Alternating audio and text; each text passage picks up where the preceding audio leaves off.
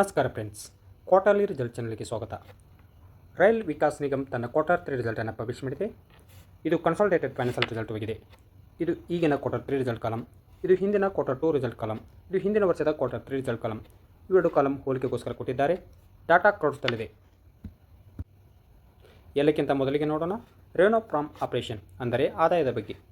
ಹಿಂದಿನ ಕ್ವಾರ್ಟರ್ 2ದಲ್ಲಿ ಕಂಪನಿಯು 4854 crore revenue generate ಮಾಡಿತ್ತು.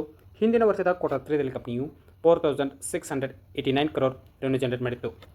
ಈಗಿನ ಕ್ವಾರ್ಟರ್ 3ದಲ್ಲಿ ಕಂಪನಿಯು 4567 crore ರೆವೆನ್ಯೂ ಜನರೇಟ್ ಮಾಡಿದೆ. ಕಂಪನಿಯ ರೆವೆನ್ಯೂವನ್ನು ಏರ್ ಟು ಏರ್ ಕಂಪ್ಯಾರಿಸನ್ ಮಾಡಿದಾಗ 2.6% ಇಳಿಕೆಯಾಗಿದೆ. ಅದೇ ಕಂಪನಿಯ ರೆವೆನ್ಯೂವನ್ನು ಕ್ವಾರ್ಟರ್ ಟು ಕ್ವಾರ್ಟರ್ ಕಂಪ್ಯಾರಿಸನ್ ಮಾಡಿದಾಗ 5.9% ಇಳಿಕೆಯಾಗಿದೆ.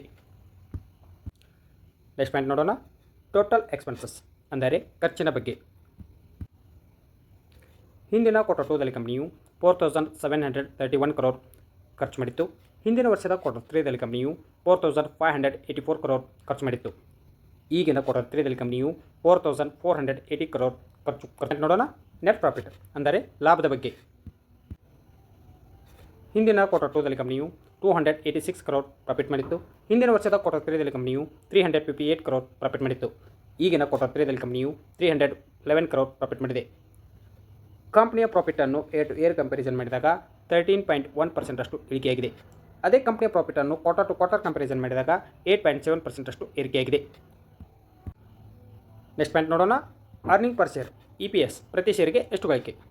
ಹಿಂದಿನ ಕ್ವಾರ್ಟರ್ 2ದಲ್ಲಿ ಕಂಪನಿಯು ₹1.38, ಹಿಂದಿನ ವರ್ಷದ ಕ್ವಾರ್ಟರ್ 3ದಲ್ಲಿ ಕಂಪನಿಯು ₹1.72, ಈಗಿನ ಕ್ವಾರ್ಟರ್ 3ದಲ್ಲಿ ಕಂಪನಿಯು ₹1.49. ಕಂಪನಿಯ ಪ್ರಾಫಿಟ್ ಏರಿಕೆಯಾದಂತೆ EPS ಏರಿಕೆಯಾಗುತ್ತದೆ. ಅದೇ ಕಂಪನಿಯ ಪ್ರಾಫಿಟ್ ಇಳಿಕೆಯಾದರೆ EPS ಕೂಡ ಇಳಿಕೆಯಾಗುತ್ತದೆ.